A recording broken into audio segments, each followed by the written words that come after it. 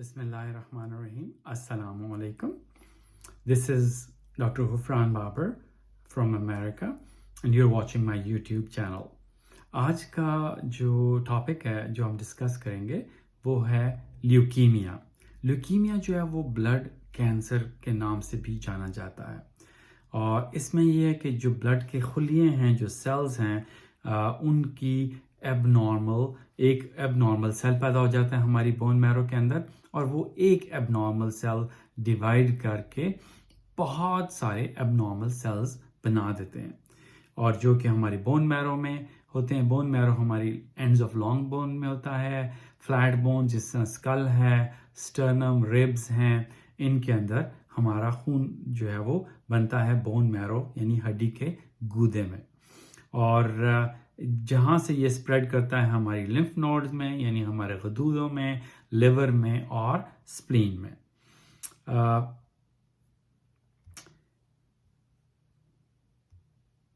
और ये ल्यूकीमिया जो है वो एक ग्रीक यानी कदीम यूनानी ज़बान का लफ्ज़ है जिसे कहते हैं ल्यूकोस विच मीन्स वाइट एंड एमा विच मीन्स ब्लड, यानी white blood disorder, blood cells के डिसऑर्डर को ल्यूकीमिया कहते हैं। हमारी जो बोन मैरो यानी हड्डियों का जो गदूद है उसके अंदर स्टेम सेल्स हैं। स्टेम सेल्स आप ये समझें कि एक बीज है जो कि मुख्तलिफ किस्म के सेल्स जो है वहाँ से निकल सकते हैं। स्टेम सेल्स जो हैं वो लिम्फॉइड सेल्स बना सकते हैं जो कि टी और बी होते हैं। इसके अलावा माइलॉइड सेल्स होते हैं जो कि रेड सेल्स को, वाइट सेल्स को और प्लेटलेट्स को बनाते हैं और इनके मुख्तलिफ जो है वो फंक्शन हैं, चाहे वो लिम्फॉइड बी सेल हों, टी सेल हों, नेचुरल किलर हों या कि माइलॉइड सेल्स में जिस तरह मैंने कहा प्लेटलेट्स आते हैं। इसके अलावा ग्रेन्युलोसाइट्स में eosinophil, mast cells, basophils, neutrophil, monocyte, तो ये सब के सब जो है वो हमारे इसके अलावा रेड सेल के एरिथ्रोइड प्रोजेनिटर यानी रेड सेल्स या खून के सुर्ख खुलिये भी बनते हैं। बोन मैरो जो है वो तकरीबन 4% ऑफ आवर बॉडी वेट जो है वो बोन मैरो है और वहाँ से ये रेड बोन मैरो से ये सेल्स जो हैं वो प्रोड्यूस होते हैं। वाइट सेल्स का काम ये है कि वो जिस्म के क़ुव्वत मुदाफ़ती निज़ाम का हिस्सा हैं। Red cell oxygen carrying capacity है। प्लेटलेट्स जो हैं हमारे वो ब्लड क्लॉट को फॉर्म करने में, अगर कोई इंजरी हो गई है तो उसको ब्लीडिंग को स्टॉप करने के लिए हेल्पफुल हैं। तो अगर कोई एक एबनॉर्मल सेल पैदा हो जाता है बोन मैरो में तो वो डिवाइड होना शुरू हो जाता है बहुत रैपिडली, जिन्हें बड़े ब्लास्ट सेल्स कहते हैं। तो वो डिवाइड करके जो नॉर्मल सेल्स होते हैं उनको सप्रेस करते हैं या डिस्ट्रॉय करते हैं, जिसकी वजह से और फिर वो स्प्रेड करते हैं बोन मैरो से लिम्फॉइड ऑर्गन्स में, लिवर, स्प्लीन में, जिससे इसके सारे जो है वो प्रॉब्लम्स होते हैं। कॉजेस में एक जेनेटिक्स है, बाज़ लोगों में ल्यूकीमिया ब्लड कैंसर फैमिलीज में ज़्यादा पाया जाता है, बाज़ डिसऑर्डर्स हैं जिस तरह डाउन सिंड्रोम है उनमें ल्यूकीमिया हो सकता है। एक्सपोजर टू केमिकल्स, बेंजीन है, रेडिएशन एक्सपोजर है यानी ये जो रेडिएशंस हैं या इलेक्ट्रोमैग्नेटिक वेव्स हैं और या न्यूक्लियर रिएक्टर की वेव्स हैं, न्यूक्लियर रिएक्टर से एक्सपोजर हो जाए हार्मफुल गैसेस से या रेडिएशन से तो भी ब्लड कैंसर हो सकता है। इसके अलावा जो ट्रीटमेंट होती है ब्रेस्ट कैंसर, लंग कैंसर या टेस्टिकुलर कैंसर के लिए जो साइटोटॉक्सिक थेरेपी है उससे भी ल्यूकीमिया हो सकते हैं। कंजेनिटल पैदाइशी हो सकता है या बाज़-औक़ात ये मुख्तलिफ वायरसेस भी ट्रिगर कर सकते हैं। और ये एबनॉर्मल जो वाइट सेल्स होते हैं, ल्यूकीमिक सेल्स, वो टेक ओवर कर लेते हैं नॉर्मल बोन मैरो को। जिस तरह कोई इन्वेडर है वो जिस्म के अंदर दाखिल हो गया, इन्फेक्शस कॉज जिस तरह कोविड है तो वो जिस्म की तमाम मशीनरी को तबाह बर्बाद कर सकता है। इसी तरह ल्यूकीमिया भी जो बोन मैरो के नॉर्मल सेल्स होते हैं जिस तरह रेड सेल्स हैं, वाइट सेल्स हैं या प्लेटलेट्स हैं, उन तमाम को डिस्ट्रॉय कर सकते हैं और जिनकी कमी की वजह से फिर प्रॉब्लम्स अराइज कर सकते हैं। और ल्यूकीमिया जो है वो कैंसर सेल अगर लिम्फोसाइट से आए तो उसको लिम्फोसिटिक ल्यूकीमिया कहते हैं। अगर वो रेड ब्लड सेल्स या अदर वाइट सेल्स और प्लेटलेट्स की डिजीज हो तो उसको माइलोजेनस ल्यूकीमिया कहते हैं।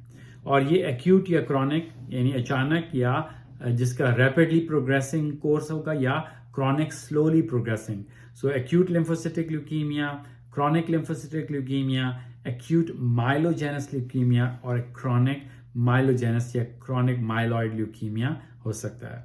और इसकी क्लासिफिकेशन है कि किस हद तक वो ब्लास्ट सेल्स जो हैं मैच्योर्ड हैं और किस किस्म की हैं। इसको फ्रेंच, अमेरिकन और ब्रिटिश फैब क्लासिफिकेशन है। और एक्यूट लिम्फोब्लास्टिक में स्मॉल हो सकते हैं, लार्ज हो सकते हैं या बर्केट्स लाइक सेल्स हो सकते हैं जो स्पेशलाइज्ड सेल्स हैं।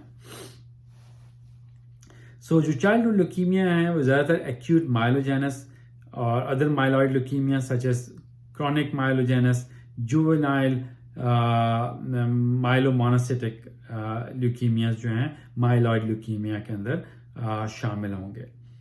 सो बोन मैरो फेलियर यानी बोन मैरो में ये ल्यूकीमिक सेल्स इन्फिल्ट्रेट करेंगे, घुस जाएंगे लोकली, जिससे बोन मैरो वो फेल हो जाएगी। जो सेल्स उससे प्रोड्यूस हो रहे हैं, red cell, white cells, platelets, वो सब उनकी प्रोडक्शन पे हॉल्ट हो जाएगा और abnormal type of lymphoid cells या लिम्फोसिटिक लिम्फोब्लास्टिक यानी बड़े बड़े सेल्स जो है वो बोन मैरो में भी और ब्लड में भी स्प्रेड कर जाएंगे और ब्लड के जरिए ये आपकी तिल्ली में यानी स्प्लीन, लिवर, लिम्फ नोड्स में आ जाएंगे। बोन पेन होगी बाजुकात अगर ये ब्लड के जरिए आपके ब्रेन में चले जाएं तो वहाँ पे मेनिंजियल इरिटेशन होगी और उनको हेडेक्स भी हो सकती हैं। जो एक्यूट लिम्फेटिक ल्यूकीमिया है वो तकरीबन 14 साल से पहले होता है। कॉमनेस्ट एज 2 to 9 years है या फिर ओल्डर एडल्ट में हो सकता है। ऐसे बच्चे अगर आपके पास क्लिनिक में आएंगे तो उनको बुखार हो सकता है, रंगत उनकी पीली होगी, बाजुकात रिकरेंट ब्लीडिंग होगी नोज से, गम से, वजन कम होगा, भूख नहीं लगेगी, वीकनेस होगी, बोन जॉइंट और एब्डोमिनल पेन हो सकती है और हेडेक्स होगा क्योंकि आपके दिमाग का प्रेशर जो है वो बढ़ रहा है। इसके अलावा लिम्फ नोड्स यानी गदूदों के अंदर अगर स्प्रेड होगा तो लिम्फ नोड्स जो है लार्ज हो जाएंगी, जनरलाइज लिम्फेडेनोपैथी हो जाएगी, ब्लीडिंग होगी, वेट लॉस और माउथ सोर्स, माउथ अल्सर्स हो सकते हैं। तो जब आप इनको डायग्नोज करेंगे सीबीसी या पेरिफेरल स्मेयर में रेड सेल्स की कमी होगी, हीमोग्लोबिन लो होगा, हेमाटोक्रिट और प्लेटलेट काउंट कम होगा,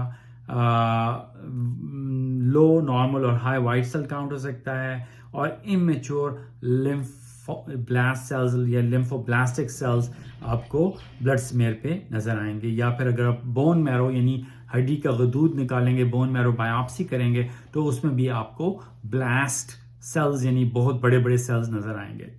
तो ट्रीटमेंट जो है इसकी कीमोथेरेपी है, उसमें इंडक्शन फेज है और जिसमें शुरू में कैंसर सेल्स को मारा जाएगा, फिर कंसोलिडेशन में और कीमोथेरेपी यूज़ करके दवाइयों के ज़रिए उन एबनॉर्मल सेल्स को डिस्ट्रॉय किया जाएगा और फिर मेंटेनेंस फेज में वो पल्स थेरेपी करके कीमोथेरेपी के ज़रिए इन सेल्स को मारा जाता है। जो ऐसी अद्वियात मौजूद हैं जो कि कैंसर सेल्स को डिस्ट्रॉय कर सकते हैं। इसलिए तशख़ीस बहुत ज़रूरी है कि बजाय इसके कि आपने पेल बच्चा देखा, उसको आयरन का सिरप लिख के दे दिया, एंटीबायोटिक लिख के दे दी कि चलो ये बच्चा ठीक हो जाएगा, लेकिन असल में उसको ल्यूकीमिया है और उसके आप पेरिफेरल स्मेयर और बोन मैरो एग्जामिनेशन करवाएं और उसको किसी कैंसर सेंटर में फौरी तौर पे ट्रांसफ़र करें। The sooner a child is referred the better the prognosis and outcome.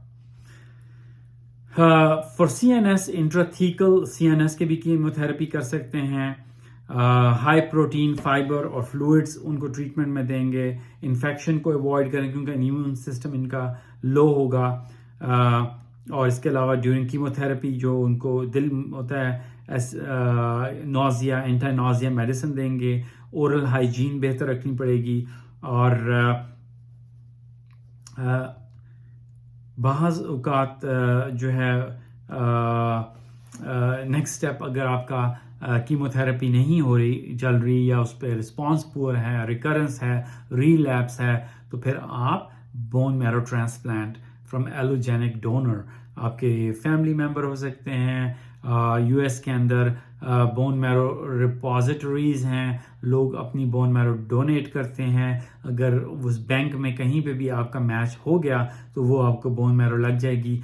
और वो बोन मैरो लगाने से पहले आपको वो कीमोथेरेपी देंगे ताकि आपके अपने सेल्स तमाम डिस्ट्रॉय हो जाएं, और फिर उसके अंदर नई बोन मैरो को ट्रांसफ्यूज कर दिया जाता है, जो कि वहाँ पे एक किस्म के पुराने पौधों को निकाल के नए लगाए जाते हैं, और फिर नॉर्मल जो है वो red cells and white cells produce होने लग जाते हैं, और कैंसर जो है वो रिलैप्स में और रिमिशन में चला जाता है, और ये क्यूरेटिव ट्रीटमेंट है।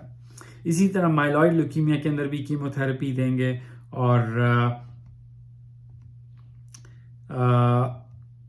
अगर रिस्पांस नहीं है तो इसमें भी आपने बोन मैरो ट्रांसप्लांटेशन को कंसिडर कर सकते हैं। सो कोई भी बच्चा अगर आपके पास या अडल्ट आए जो कि वीक है, टायर्ड है, पेल है, उसको ये आप मेक श्योर करें कि कहीं उसको जो है वो ल्यूकीमिया तो नहीं है, और उसका प्रीफरल स्मेयर करें जिसमें आप रेड सेल, वाइट सेल्स और प्लेटलेट्स को करें, और मेजर और बोन मैरो एग्जामिनेशन करें, और referral to the cancer centre जहाँ पे उन्हें शुरू में chemotherapy which could be induction, maintenance, और फिर उसके बाद फॉलो अप ट्रीटमेंट जो है वो कंसोलिडेशन और फिर मेंटेनेंस फेज पे होगी। और अगर ना वो रिस्पॉन्स करें, रिलैप्स हो, तो उसको आप रेडिएशन थेरेपी के ज़रिए वाइप आउट करें, और उनके अपने सेल्स को उनको जला दें, और रेडिएशंस के बाद आप बोन मैरो ट्रांसप्लांटेशन कर सकते हैं, जिससे वो लाइफ लॉन्ग क्योर में पेशेंट चला जाएगा। लेकिन मोस्ट इम्पॉर्टेंटली आपने पेशेंट को आफ्टर ट्रीटमेंट भी वॉच करना है, ताकि आपने अगर उनको प्रॉब्लम्स हो रहे हैं, ड्रग्स के साइड इफ़ेक्ट्स हैं, कीमोथेरेपी के, रेडिएशन थेरेपी के, हार्मोनल साइड इफ़ेक्ट्स हैं, इनको हार्मोन्स इनके जो थायराइड है, एड्रीनल ग्लैंड है, इनके हार्मोन के लेवल कम हो सकता है। अगर क्रेनियोस्पाइनल इरेडिएशन है तो ब्रेन के अंदर depending upon the dose of radiation आपका पिट्यूटरी ग्लैंड जो मास्टर ग्लैंड है उसके फंक्शन में भी इम्पेयरमेंट आ जाएगी, जिसकी वजह से आपको वो हार्मोन्स जो हैं वो रिप्लेस करेंगे। और जो बोन मैरो है वो allogeneic HLA matched bone marrow जो रिलेटिव से हो सकती है, unrelated donor, mismatch family member, बाजुकत अनरिलेटेड अम्बिलिकल कॉर्ड ब्लड जो है वो यूज हो सकता है। न्यूट्रिशन की तरफ तो जो देंगे, गुड इन्फेक्शन ड्यूरिंग ट्रीटमेंट जो है वो इन्फेक्शन को प्रिवेंट और ट्रीट किया जाए, follow up life long follow up once the child is in remission. तो जो ऑन्कोलॉजिस्ट हैं, जो कैंसर स्पेशलिस्ट हैं, वो फॉलो अप करते हैं, ये बोन मैरो ट्रांसप्लांट टीम्स जो है वो फॉलो अप करती हैं, मेकिंग श्योर कि वो पेशेंट जो है रीलैप्स ना करे, ये बीमारी जो है वापस ना आए। और हॉस्पिटल के अंदर नर्सिंग केयर है उनकी ड्यूरिंग कैंसर ट्रीटमेंट, क्योंकि जो कीमोथेरेपी है उसके बहुत ज़्यादा साइड इफ़ेक्ट्स हैं, उसके बॉडी के ऊपर नेगेटिव इफ़ेक्ट्स हैं। गो कि हम इस वक्त हमारा टॉपिक कीमोथेरेपी नहीं है, लेकिन nursing care, balance transfusion, prevention of infection जो है वो इम्पॉर्टेंट है, प्रिवेंशन ऑफ इंजरीज क्योंकि प्लेटलेट काउंट लो है, hopeful psychotherapy, family therapy, social support जो है वो सारी की सारी चीज़ें मिल के स्पिरिचुअल गाइडेंस जो है वो सपोर्ट ग्रुप्स में ज़रूरत पड़ सकती है, जिसकी वजह से फैमिली सपोर्ट ग्रुप्स जो कि कैंसर किसी के बच्चे को हो जाए या अडल्ट को हो जाए तो it's a very very very stressful event. तो उसमें साइकोथेरेपी और फैमिली एंड सोशल सपोर्ट जो है वो बहुत ज़रूरी होती है। और building of more cancer hospitals, donation to the cancer hospitals like Shaukat Khanum Cancer Hospital would be really really useful। और ये चीज़ें जो हैं वो सदका जारिया हैं। अगर आप डोनेशन देंगे, कोई हॉस्पिटल बन जाता है कैंसर का, तो वो जब तक वो कैंसर का हॉस्पिटल कायम रहेगा तब तक आपको अल्लाह ताला की तरफ से गुड डीड्स, नेकियां मिलती रहेंगी। और मरने के बाद ये सदका जारिया जो है आपको कब्र में भी गुड डीड्स देता है और यौम हशर और आखिरत में भी आपके लिए ये कामयाबी का सबब बनेगा। May Allah protect all of us, protect our families. We hope that no one gets this cancer, but if they do get it, there is treatment available, and early diagnosis and referral to a good cancer center is very vital. And family, psychosocial support, and community support is very important for the families who are taking care of a child who has cancer. May Allah bless all of us and our families. Sallallahu alayhi wa alihi wa ashabihi wa sallamu taslima. Thank you. Allah Hafiz.